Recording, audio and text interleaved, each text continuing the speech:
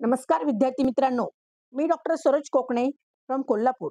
विद्यार्थी मित्रांनो, आत्ताच आपल्याला एक न्यूज कळाली आहे. त्याच अनुषंगाने मी आज हा व्हिडिओ घेऊन येण्याचा प्रयत्न केलेला आहे आणि तुम्ही स्क्रीनवरती पाहतच असाल कोणती न्यूज आहे की ते मी काढलेलं आहे.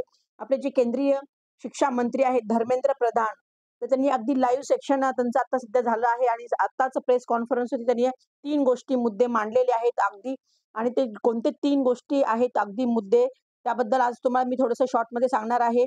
की अगदी आपली जी प्रेस कॉन्फरन्स झाली आहे आणि आपले एज्युकेशन मिनिस्टर जे धर्मेंद्र प्रधान त्यांनी असं सांगितलं आहे की पहिला मुद्दा की बिहार गुजरातमध्ये जे काही पेपर्स लीक झालेला आहे त्यामध्ये जे काही लोकांचा समावेश आहे त्या लोकांना कठोर कारवाई केली जाईल त्यांच्यावरती असं त्यांनी त्या पहिल्या मुद्द्यामध्ये त्यांनी सांगितलंच आहे. आणि दुसरा जो मुद्दा आहे ते त्या मुद्द्यामध्ये पण ते असं बोललेले आहेत की एनटीए कडून ज्या काही चुका झालेल्या आहेत की एक्झाम कंडक्ट करण्याबाबतीमध्ये किंवा रिझल्टच्या बाबतीमध्ये किंवा ग्रेस मार्क असो, अशा ह्या ज्या छोट्या-छोट्या चुका त्यांनी तिथे सांगितलेल्या आहेत, त्या 3-4 चुका, तर त्या चुका पुढे भविष्यामध्ये अशा होऊ नये म्हणून त्यांनी एक सेपरेट कमिटी निवडलेली आहे. आणि त्या कमिटीमध्ये त्यांनी आतापर्यंत ज्या काही अशा त्या गोष्टी त्यांनी तिथे मांडलेल्या आहेत, की पुढे भविष्यामध्ये अशा चुका व्हायला नाही पाहिजे ह्याची काटेकोरपणे काळजी आम्ही घेऊ, असं त्यांनी तिथे सांगितलं आहे. आणि अगदी ह्या ज्या चुका झाल्या आहेत त्याच्यामध्ये अगदी मोठे-मोठे अधिकारी पण जे जे काही इन्व्हॉल्व झाले होते, त्यांच्यावरती पण अगदी कठोर कारवाई करण्यात येईल असंही त्यांनी तिथे सांगितलं आहे.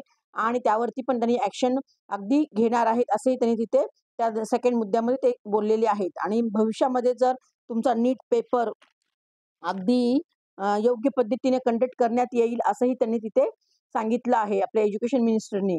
किंवा एखादी एजन्सीही त्यांनी तिथे कंडक्ट करणार आहेत असंही त्यांनी तिथे सांगितलं आहे. किंवा नेक्स्ट इयरला एनटीए पण द्वारे एक्झाम कंडक्ट होऊ शकते असंही ते तिथे बोललेले आहेत. आणि हे जवळ म्हणजे आणि दुसरा दुसरा मुद्दा झाला आणि तिसरा मुद्दा त्यांनी असं सांगितलं आहे की रिनीट चा काही चान्सेस फार कमी आहेत. अगदी मी ह्या माझ्या अगोदरच्या पण व्हिडिओमध्ये तुम्हाला सांगितलेच होते की अगदी रिनीट शक्यतो होण्याची चान्सेस 99% नाहीयेत, पण होणारच नाही.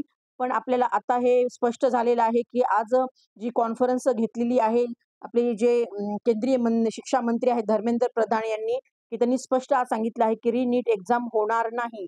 तर अगदी मी प्रत्येक विद्यार्थ्यांना सांगू इच्छिते की तुम्ही आता विद्यार्थी मित्रांनो, तुम्ही अगदी अगदी तुम्हाला जर असं वाटत असेल की मला गव्हर्नमेंट सीट आता सध्या मिळत नाही माझ्या ह्या मार्क किंवा रँकवरती, तर तुम्ही नक्कीच नेक्स्ट इयरला म्हणजे 2025 मध्ये तुम्ही ट्राय करू शकता आणि तुमचं स्वप्न पूर्ण करू शकता.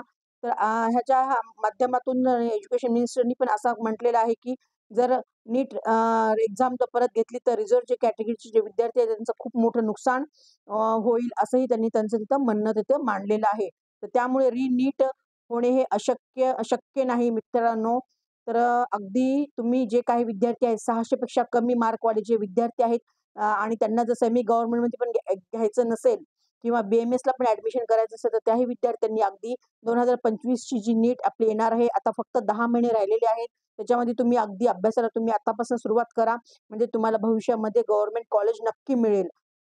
आणि तुमचं जे काही टार्गेट आहे, त्यावर तुम्ही अगदी फोकस करू शकाल. त्यासाठी तुम्ही आता अगदी अभ्यासाला तुम्ही लागा आणि तुमचं अगदी गव्हर्नमेंट सीट मिळण्याचं स्वप्न पूर्ण करा अगदी.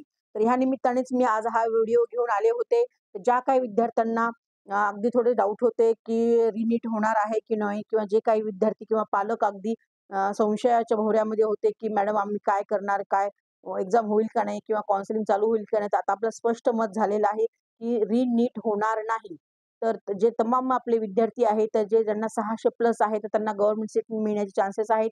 आणि ज्या काही विद्यार्थ्यांना थोडेफार मार्कांनी कमी येत असतील मार्क, तर त्याही विद्यार्थ्यांना गव्हर्नमेंट सीट्स पाहिजे असेल, तर तुम्ही नक्कीच 2025 मध्ये आणखीन तयारीला लागा. आणखीन 10 महिने आहेत आपल्याकडे. तर अगदी छान अभ्यास करून अगदी गव्हर्नमेंट सीट मिळवण्याचे प्रयत्न करा. एवढंच या निमित्ताने मी आज हा व्हिडिओ घेऊन आले होते.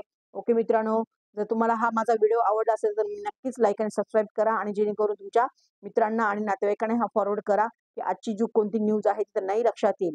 ओके मित्रांनो, ऑल द बेस्ट. जय हिंद, जय महाराष्ट्र. Thank you.